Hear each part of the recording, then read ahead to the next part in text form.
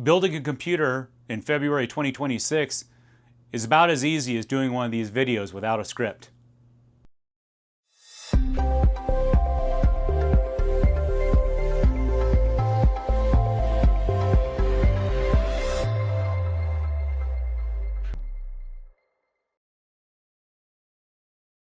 Rumors are out there that there are computer builders that are now using fake parts inside of their builds. You have to find reliable people to build them.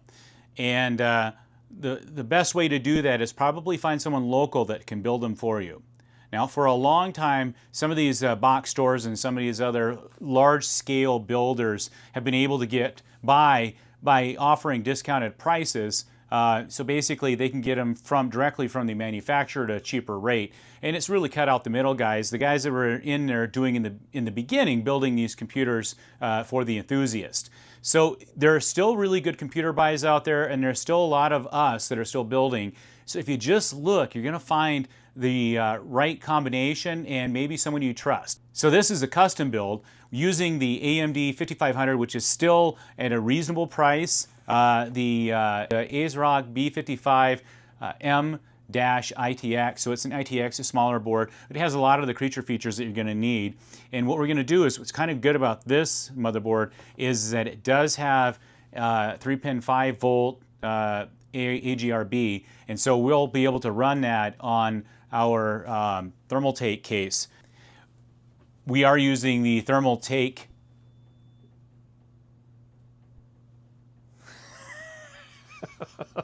Jesus, I wish I could.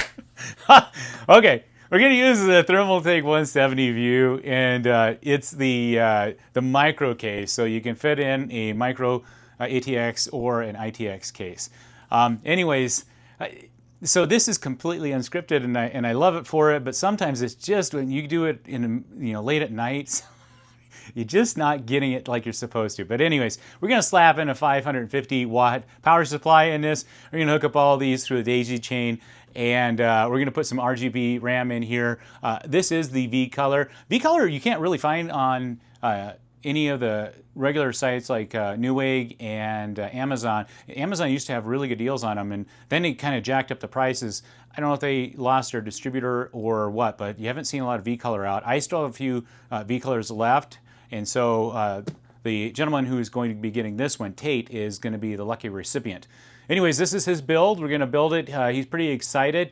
Anyways, go to your local Facebook and see if there's people that are still offering to build, and you might luck out. So anyways, without further ado, I'm going to pop this into a different mode, and we're going to show you the build.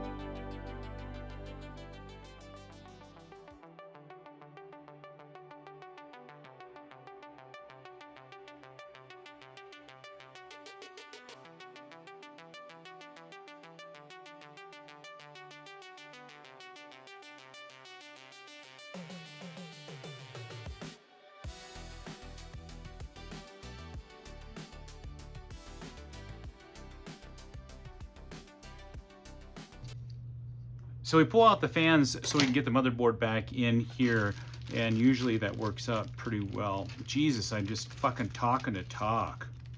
This is an extra SSD hard drive bay that fits in here.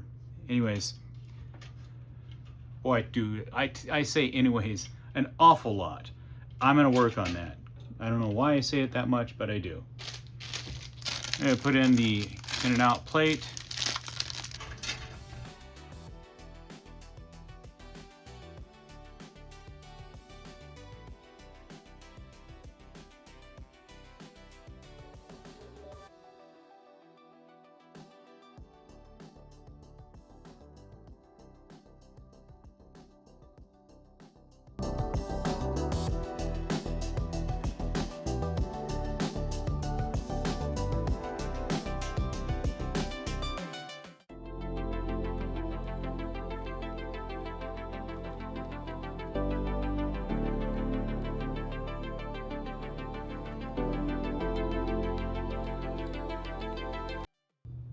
Okay, before finalizing the build and putting the final touches in, as well as that final fan, I always boot it up to make sure everything is still running perfectly good.